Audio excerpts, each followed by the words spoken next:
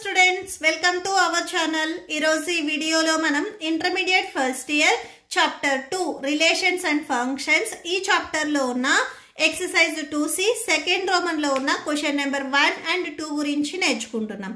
మీకు ఈ చాప్టర్ లో ఉన్న all exercises videos, example videos and ఈ చాప్టర్ ఇంట్రడక్షన్ వీడియో ఈ వీడియో లాస్ట్ లో మీకు ప్లేలిస్ట్ డిస్ప్లే అవుతుంది, చెక్ చేసుకోవచ్చు. క్వశ్చన్ నెంబర్ 1 చూడండి. Which of the following relations are functions? Give reasons. If it is a function, determine its domain and range. So ఇక్కడ మనకి 3 points ఇచ్చారు. వీటిలో ఏవి ఫంక్షన్ అవుతాయి, ఫంక్షన్ అయితే వాటికి డొమైన్ అండ్ రేంజ్ కూడా రాయమని అడుగుతున్నారు. ఓకే, సో సొల్యూషన్ చూద్దాం. సో ఫస్ట్ ఇక్కడ ఏవైతే మనకి రిలేషన్ ఇచ్చారో అవి రాసుకుందాము. Let are equal to relation మనం క్యాపిటల్ ఆర్ తో డినోట్ చేస్తాము. గివెన్ ఇక్కడ ఏవైతే పాయింట్స్ ఇచ్చారో అవి రాసుకోండి. 5, 8, 1, 11, 1, 14, 1, నెక్స్ట్ 17, 1.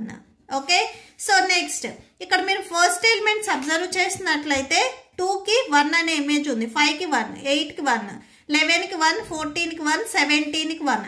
అంటే ఈచ్ ప్రీ ఇమేజ్కి 1 ఇమేజ్ మాత్రమే ఉంది. ఈ సెకండ్ ఏవైతే ఉన్నాయో వీటిని మనం 1 ఇమేజ్ అంటాము. మీకు ఇంకా క్లియర్గా అర్థం కావాలంటే సపోజ్ మీరు క్యాలిక్యులేటర్లో 2 × 5 రాశారనుకోండి, 2 5s 10. అదే సపోజ్ 5 × 2 రాశారనుకోండి, ఇది కూడా మనకి 10 వస్తుంది.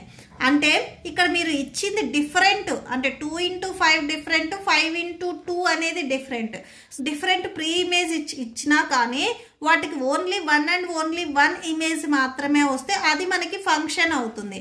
సో మీరు ఇక్కడ డయాగ్రామ్స్ ఒకసారి డ్రా చేసుకోండి.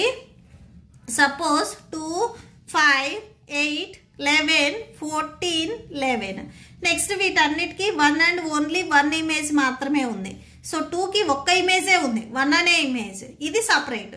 5కి కూడా ఓన్లీ 1 అండ్ 1 ఇమేజ్ మాత్రమే ఉంది, అది 1. 8కి 1, 11కి 1, 14కి 1, నెక్స్ట్ 17కి 1. సో ఇక్కడ ఏవైతే ఫస్ట్ సెట్లో ఉన్న ఎలిమెంట్స్కి ఓన్లీ 1 ఇమేజ్ మాత్రమే, కామన్గా ఉండొచ్చు ఒక్క ఇమేజే, బట్ ఇక్కడ ఉండే ఎలిమెంట్స్కి ఒక్క ఇమేజ్ మాత్రమే ఉంటే దాన్ని మనం ఫంక్షన్ అంటాము. సో ఇక్కడ రాసుకోండి. The elements 2, 5, 8, 11, 14 and 17 are the elements of domain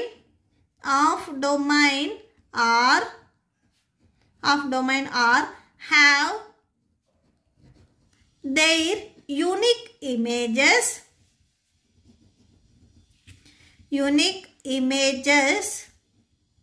So unique images ఉన్నాయి కాబట్టి so this relation is a function. So ఇప్పుడు డొమైన్ ఏమవుతుంది అనేది చూడండి. ఫస్ట్ ఎలిమెంట్స్ ఇక్కడ ఏవైతే ఉన్నాయో ఇవి మనకి డొమైన్ అవుతాయి. సో ఫస్ట్ ఎలిమెంట్స్ 2, 5, నెక్స్ట్ 8, ఈ సెట్లో 11, నెక్స్ట్ 14, నెక్స్ట్ 17. నెక్స్ట్ వచ్చేసరికి మనం రేంజ్ రాయాలి.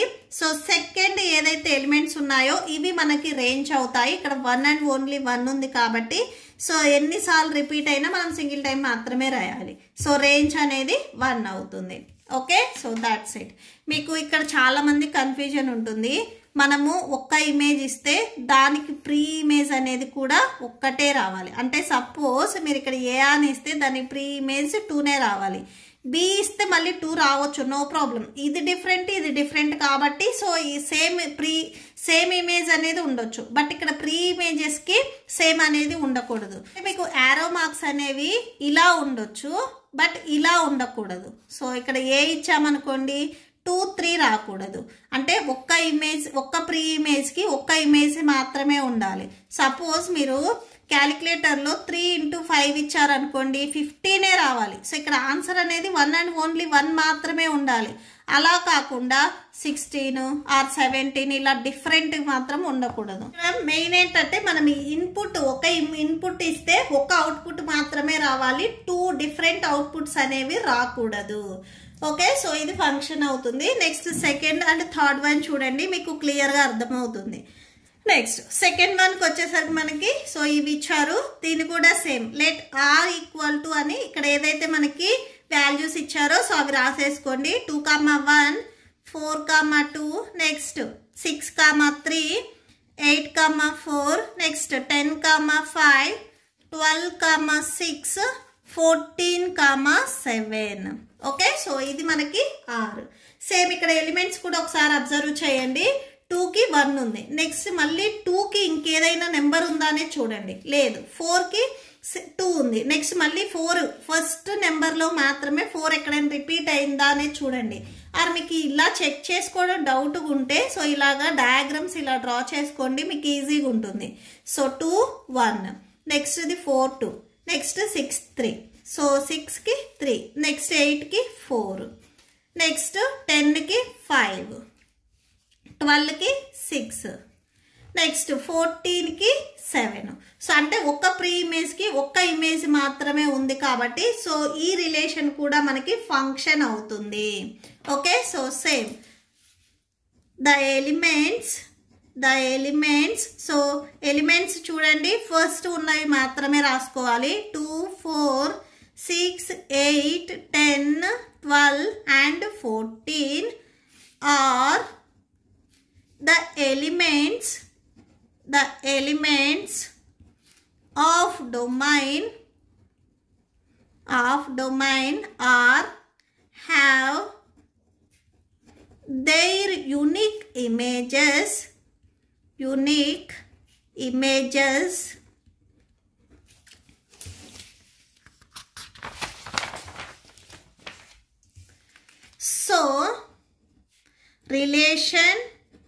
so this relation is a function. So ఈ రిలేషన్ అనేది మనకి ఫంక్షన్ అవుతుంది. సేమ్ ఒకసారి మళ్ళీ డొమైన్ అండ్ రేంజ్ రాసుకోండి. డొమైన్ అంటే ఈ ఫస్ట్ సెట్లో ఉన్న వాల్యూస్ 2 4 6 8 10 12 14 ఇక్కడ ఉన్నాయి చూడండి, 2 4 6 8 10 12 14. సో అవి రాసేసుకోండి. 2 4 6 8 10 12 and 14. నెక్స్ట్ రేంజ్ అంటే సెకండ్ ఉన్న వాల్యూస్. సో ఇక్కడ చూడండి 1 2 3 4 5 6 7 సో అది రాసేసుకోండి. 1 2 3 4 5 6 and 7. Okay, so that's it. Next third one చూడండి, 1 3 1 5 2 5. So let are equal to 1 3 1 5 2 5 అని తీసుకోండి. ఓకే, సో దీనికి డయాగ్రామ్స్ చూడండి ఇక్కడ. సో 1కి 3 వచ్చింది, నెక్స్ట్ 1కి నెక్స్ట్ మళ్ళీ 1కి 5 అని చెప్తున్నారు. సో అంటే 1కి 3 and 5 2 ఇమేజెస్ వచ్చాయి. నెక్స్ట్ 2కి 1 and ఓన్లీ 1 ఇమేజ్ 5. సో నేను ఆల్రెడీ చెప్పాను, మీరు సపోజ్ 2 into 5 ఇచ్చారనుకోండి, అంటే 2 5s 10 రావచ్చు. అలానే 5 into 2 ఇచ్చినా కానీ మనకి 10 రావచ్చు. ఇక్కడ మనం ఇచ్చిన ఇన్పుట్స్ వచ్చేసరికి డిఫరెంట్, బట్ అవుట్పుట్ అనేది సేమ్ రావచ్చు. సో ఇక్కడ మీరు అబ్జర్వ్ చేసినట్లయితే డొమైన్లో ఉన్న 1కి మనకి 2 అవుట్పుట్స్ వచ్చాయి. సో 1 అవుట్పుట్ వస్తేనే అది మనకి ఫంక్షన్ అవుతుంది. ఇక్కడ 2 అవుట్పుట్స్ వచ్చాయి కాబట్టి ఇది నాట్ ఏ ఫంక్షన్ అవుతుంది. సపోజ్ మీరు క్యాలిక్యులేటర్లో 5 + 3 ఇచ్చారనుకోండి, 8 మాత్రమే రావాలి. సో 8 అని కాకుండా 9 or 10 ఏవైనా కానీ నెంబర్స్ ఇలాగా 2 3 ఆన్సర్స్ వచ్చాయనుకోండి, అది నాట్ ఏ ఫంక్షన్ అవుతుంది. ఓకే, సో ఇక్కడ మనకి 1 అనేది ప్రీ ఇమేజ్ ఇచ్చినప్పుడు దానికి ఇమేజ్ కూడా ఒక్కటే ఉండాలి, 3 or 5 ఏదో ఒకటి ఉండాలి. బట్ ఇక్కడ 3 and 5 రెండు వచ్చాయి కాబట్టి ఇది నాట్ ఏ ఫంక్షన్ అవుతుంది. ఓకే, సో ఇక్కడ రాసుకోండి, the elements 1 have 2 images 3, 5. So 1కి 2 ఇమేజెస్ వచ్చాయి, 3 and 5 కాబట్టి this relation is not a function.